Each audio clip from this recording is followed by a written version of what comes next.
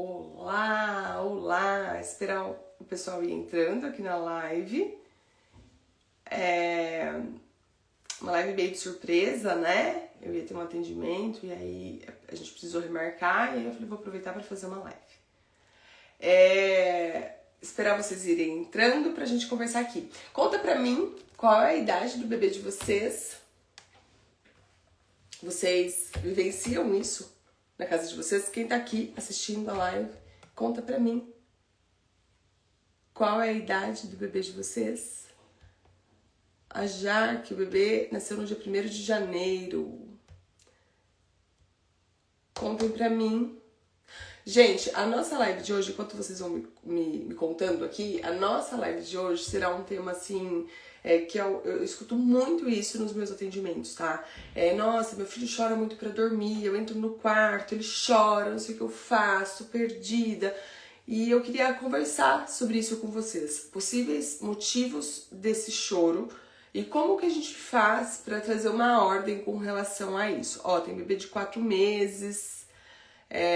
a Jéssica com o bebê de 4 meses, vamos contando aqui a idade, porque eu vou trazendo um direcionamento melhor. A Lê com o bebê de 7 meses, quem tá aqui assistindo a live, a Lucimara, bebê de 4 meses, acontece isso na sua casa? Seu filho protesta pra dormir, chora muito, entra dentro do quarto, há um show de choro.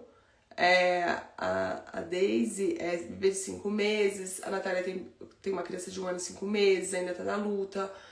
Gente, olha só. A Natália falou ali, né, que a bebê dela tem 1 ano e 5 meses e ela ainda está na luta. Porque a gente fica naquela ideia de que uma hora as coisas vão melhorar. E eu sempre falo, o sono, ele tem que ser direcionado, ele vai melhorar. Quando a gente direcionar, quando a gente ajustar o que é necessário. Não é uma forma mágica que do nada a criança vai começar a dormir bem, né? São hábitos, é a mesma coisa da alimentação. Não é que do nada vai começar a comer bem. Então a gente precisa ofertar da maneira correta, de uma maneira assertiva, de uma maneira segura, tá? Quando a gente fala sobre o choro para dormir, eu queria conversar um pouco aqui com vocês, né? A Daisy falou que você protesta muito à noite, mas as sonecas já têm autonomia. Não entendo porque só à noite assim. Autonomia na soneca com relação a, tipo, deita no berço, pega no sono e dorme sozinho na soneca? E isso não acontece na noite? Olha, pode estar sendo excesso de soneca durante o dia. Você já fez essa soma? Precisa olhar pra isso, tá? Normalmente a autonomia ela é conquistada a primeira noite, pra depois ser conquistada no dia. Tende a ser mais fácil. Se tá acontecendo diferente disso, precisa ser observado. O que tem aí solto, tá? Quando a gente fala sobre o sono, o que a gente precisa entender, né? A criança até 3 anos, ela precisa de uma soneca. Quanto menor a criança menos tempo acordada essa criança passa durante o dia. Essa criança, ela acorda, a gente chama de pressão homeostática do sono, tá? Essa criança acorda sem essa pressão, acorda tudo vazio. Conforme ela vai ficando acordada ali um tempo, essa pressão ela se junta ali e essa criança precisa fazer uma sonequinha, ela precisa fazer um pousinho para que descarregue e ela possa acordar e seguir dormindo de novo.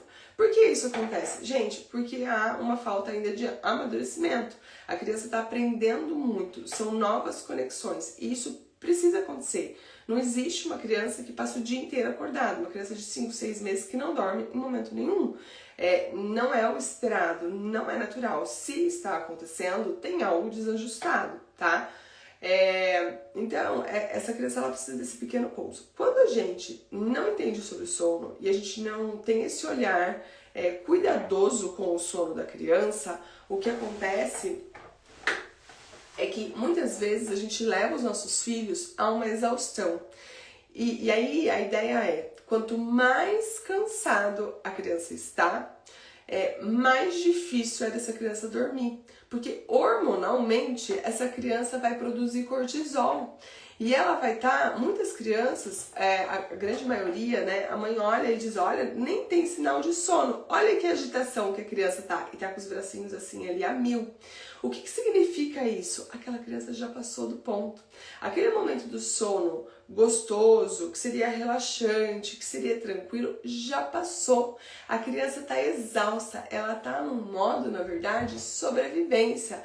Ela tá tentando, com os recursos que ela tem, conseguir seguir, né? Conseguir passar o dia. Então ela tá muito estimulada, muito acelerada.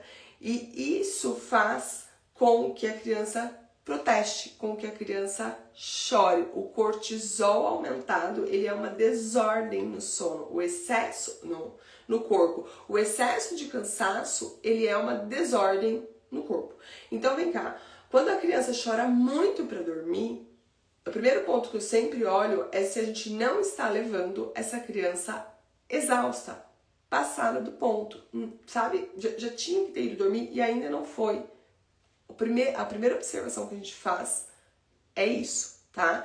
Depois, e aí como é que a gente faz isso? Só pra ficar claro. Claro, você vai anotar a rotina do teu filho, você vai estudar, porque a gente estuda pra tudo, a gente adquire conhecimento pra tudo na vida e pra educação, para o sono não é diferente. Falei ontem, fiz uma live aqui de manhã, falei ontem que eu tenho lá no meu feed, de uma forma gratuita para vocês, as janelas de sono, entendendo mais ou menos em cada faixa etária quanto que essa criança precisa dormir durante o dia. Então, vai lá, rola o feed. Ah, não quero comprar nada. Então, ok. Vai no gratuito, porque assim, você vai dar uns tropeção, mas se você fizer o negócio direito, vai dar certo, tá? Pega lá, qual é a idade que essa criança tem, qual é a necessidade que essa criança tem de dormir, e coloca em prática, né? E ajusta isso e faça com que essa criança consiga minimamente descansar. Um outro ponto que acontece é a gente achar que a criança tem que dormir em qualquer lugar. Cara, isso é bizarro.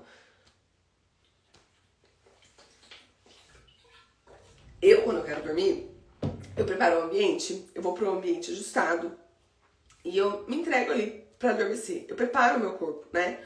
Aí a gente acha que a criança tem que simplesmente, como se fosse sabe assim? Um interruptor, desligar. Sabe? Não fecha a conta. A gente quer hoje uma educação tão respeitosa, a gente quer tanto... E aí a gente acha que a criança tem que dormir em qualquer lugar, assim, igual um interruptor. Não funciona dessa maneira, tá? A criança, ela precisa ter uma preparação do corpo. A criança precisa ter um ambiente ajustado. Eu sei que muita gente, quando eu falo em ambiente ajustado pra soneca, pra sono noturno, torce o nariz, tá? Eu sei disso. Ah, mas e aí, como é que eu vou fazer quando eu for... Entende que o fato do teu filho, às vezes, dormir no meio da muvuca na tua casa, na sala, não garante que quando você vai sair da tua casa, teu filho vai conseguir se entregar e dormir, porque são estímulos completamente diferentes. Então, a orientação que eu sempre passo ajuste o ambiente de sono na sua casa, tanto da soneca quanto do sono noturno. Alinhe isso. Um ambiente apropriado, um ambiente sem estímulo, um ambiente escuro. A noite é inegociável, é breu, tá?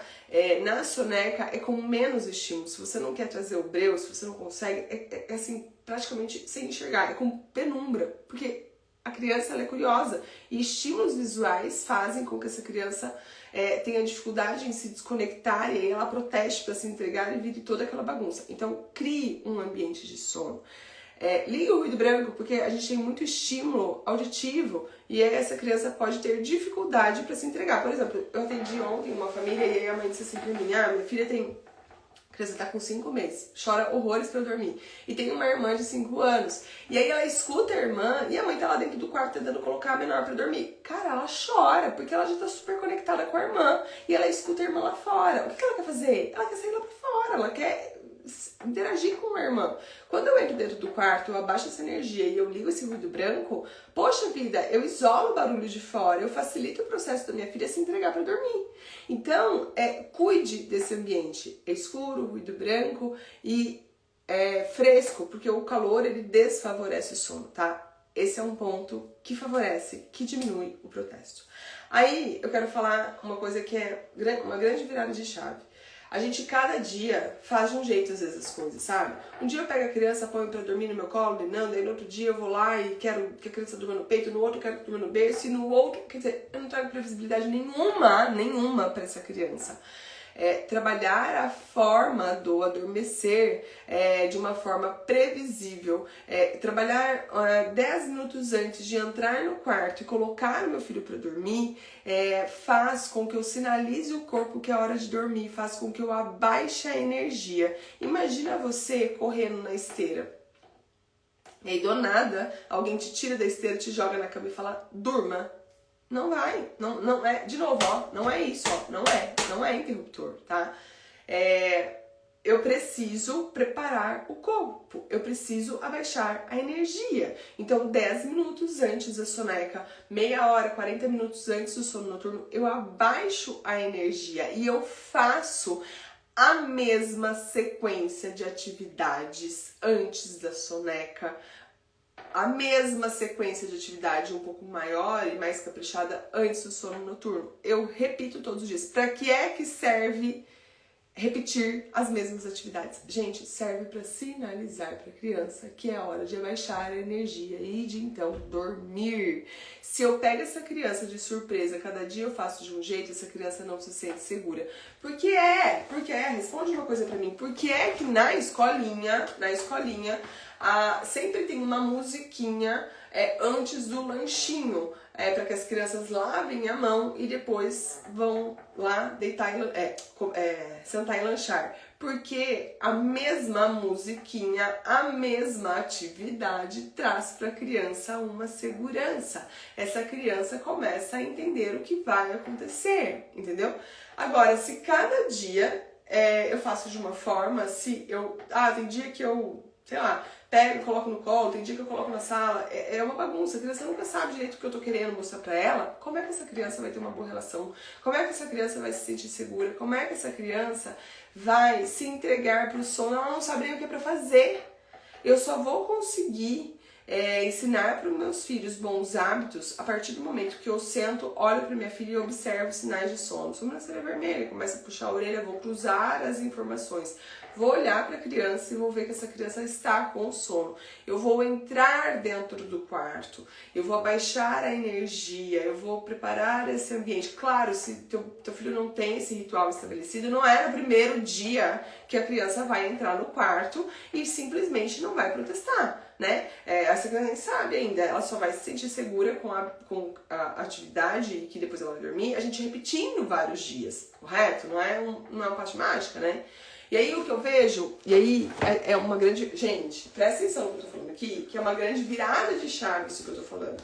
Aí a gente vai... Aí tem muita mãe que diz assim, eu ajusto rotina, eu cuido disso, eu entro dentro do quarto, mas aí eu vou colocar meu filho pra dormir, e aí ele protesta, e aí eu fico 5 minutos e saio. Cara, 5 minutos não é suficiente. A gente tem um tempo de latência que é até de uma forma assertiva em tudo, com o ambiente, com o ritual já estabelecido, com tudo lindo.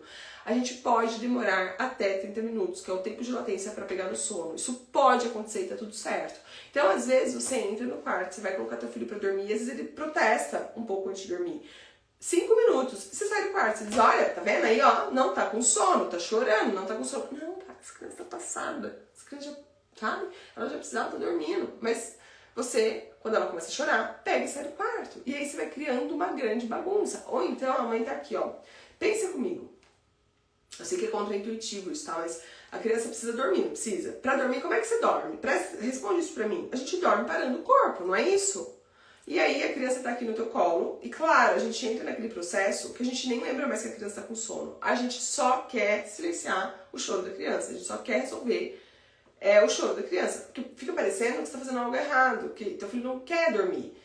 E aí eu pergunto de novo pra vocês. Eu afirmo pra vocês. Choro é uma forma de comunicação. Quando eu tô em atendimento, eu pergunto o seguinte pros pais. Se você coloca teu filho na cadeirinha do carro, né, e você tem que ir pra algum lugar, e o teu filho chora, o que você faz? Aí ela diz, quando a mãe diz assim pra mim, eu tiro, eu coloco no colo. Eu falei, o carro em movimento? E aí essa mãe diz, Eu digo, olha, a gente precisa olhar pra forma de comunicação que teu filho tem, que é o choro. Claro que a criança vai querer ir no colo pulando feito uma pipoca enlouquecida no colo da mãe, não na cadeirinha. É muito mais legal, eu entendo isso. Mas eu tô pondo em risco uma questão de segurança. A gente precisa ter maturidade para entender que é a forma de comunicação e que tá tudo bem. E que eu preciso, sou eu que tenho... A criança ela não tem entendimento do quão grave é não andar na cadeirinha do carro.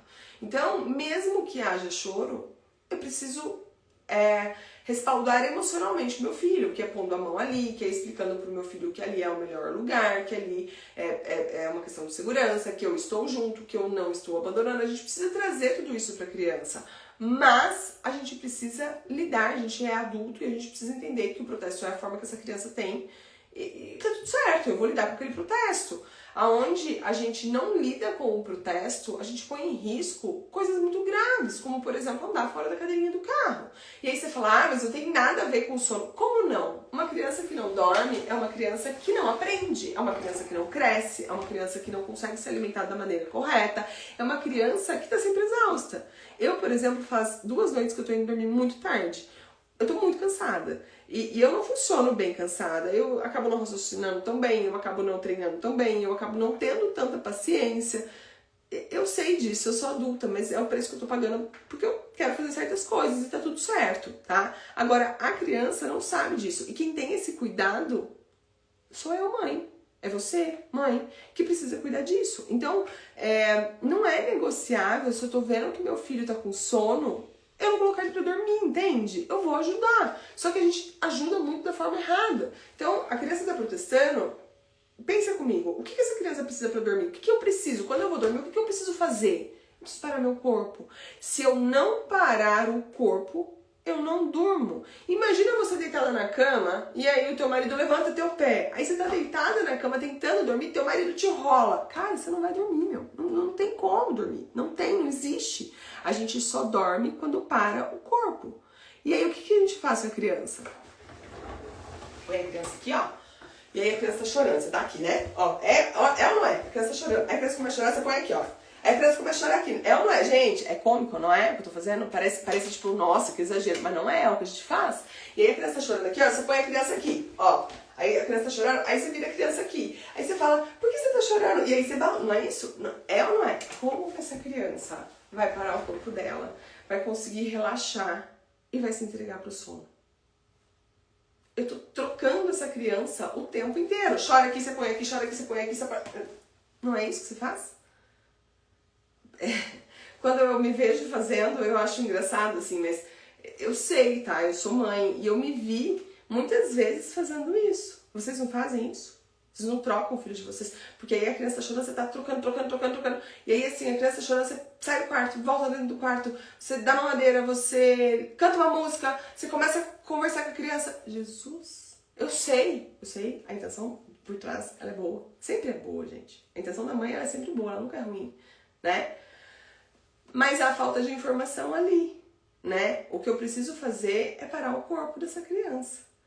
É colocar essa criança aqui, ó, apertadinha. Se ela não sabe ainda adormecer no berço, porque a partir do momento que essa criança se movimenta no berço, mas ela pega no sono, é isso que eu quero. Agora, quando essa criança tá no colo, tá com todo esse protesto, o que eu tenho que fazer é parar o corpo dessa criança. Eu preciso pôr essa criança bem apertadinha, direcionar ela, que é pra ela dormir. Dormir é com o corpo parado. Ah, mas ela tá protestando. Eu sei, mas ela vai conseguir ir aos poucos parando, relaxando e adormecendo. Ah, mas nas primeiras noites a sensação que eu tive é que ela dormiu de exaustão. Ela chorou, sei lá, por um tempo e depois ela acabou pegando no sono ali. Mas quando você coloca teu filho pra dormir mamando, ele também dorme de exaustão. Também nem sabe direito como é que ele dormiu.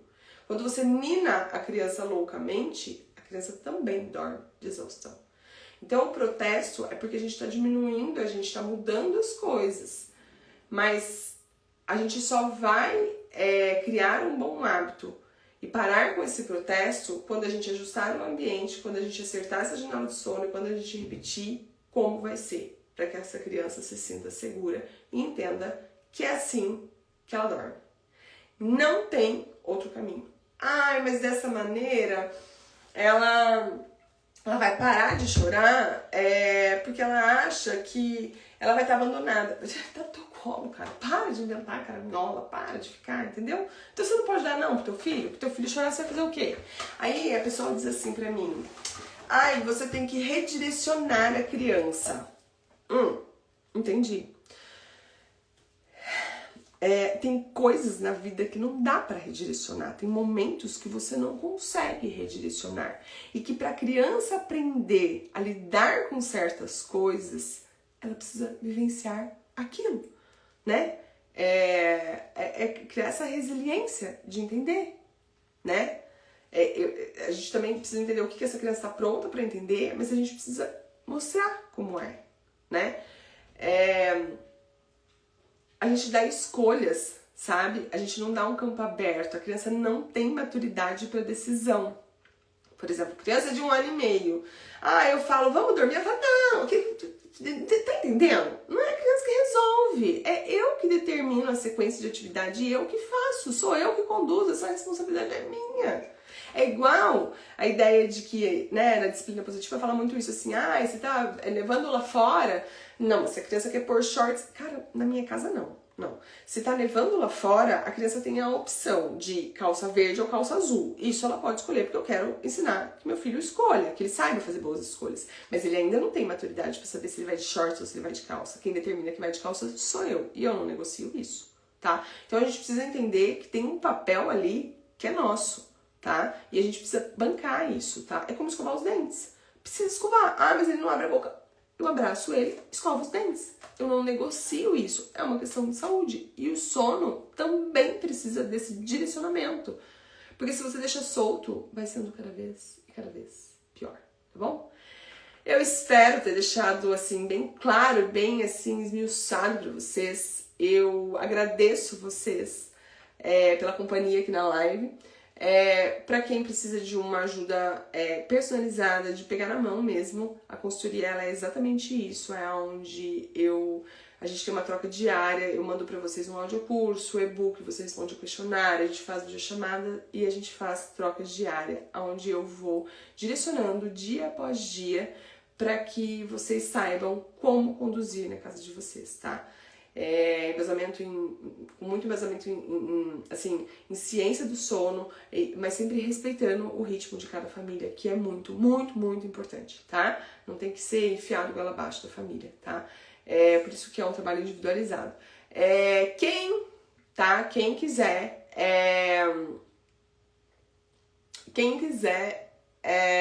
acho injusto você falar que o Pulo do Gato é só no curso, porque tem bastante conteúdo gratuito Daina, se você olhar e consumir o meu conteúdo e colocar as coisas em prática, eu tenho certeza que você vai conseguir, tá? E quem não está na lista de transmissão gratuita, você entra lá, porque uma vez por semana eu mando conteúdo para que vocês olhem aí na casa de vocês, tá bom? Um beijo grande no coração de cada um de vocês. Me coloco à disposição de quem precisar, tá? E para quem não quiser, a consultoria também tá tudo bem.